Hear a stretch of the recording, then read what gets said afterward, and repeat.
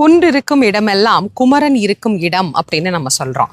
குமரன் எழுந்தருளி அருள் புரியக்கூடிய பல அழகான குன்றுகள்ல இப்ப நான் இருக்கிற இந்த இடத்துக்கு செஞ்சேரி மலை அப்படின்னு பேரு. ஒரு காலத்துல தென்சேரி மலை அப்படின்னு அழைக்கப்பட்ட அழகான இந்த மலையில தான் இன்னைக்கு செஞ்சேரி மலை அப்படிங்கிற நாமத்துல அழைக்கப்படுது. முருகப்பெருமான் இங்க மந்திரகிரி வேலாயுத சுவாமி அப்படிங்கிற திருநாமத்தோட அழைக்கப்படுகிறார்.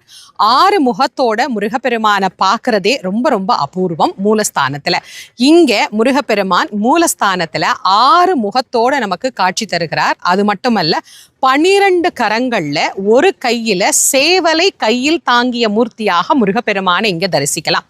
பொதுவா முருகப்பெருமானை நம்ம தரிசனம் செய்கிற போது சேவர் கொடி இருக்கும். ஆனா இங்க சுவாமி சேவலையே கையில பிடிச்சிருக்கிறது அப்படிங்கிறது ரொம்ப ரொம்ப விசேஷமானது. அதுல என்ன விசேஷம் அப்படின்னா, முருகன் சேவலை கையில் ஆயுதமாக வச்சிருக்கிறார். இவர் சத்ரு சம்ஹார மூர்த்தியாகவே இங்கு திகழ்கின்றார்.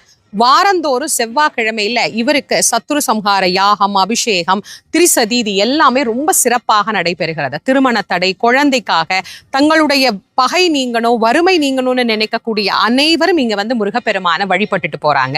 முருகர் கையில சேவல் வச்சிருக்கிறதுனால பயணங்களையும் இனிமையாக்கி தரக்கூடிய முருகர் குக்குடநாதர் அப்படின்னு முருகனுக்கே ஒரு பேருண்டு. பயணங்கள், வெளிநாட்டு பயணமோ உள்நாட்டு பயணமோ அது சிறப்பாக அமையணும் அப்படின்னா இந்த சேவலை கையில வச்சிருக்கிற முருகனை வழிபாடு பண்ணுகிற போது அது இன்னும் சிறப்பாக அமையும்.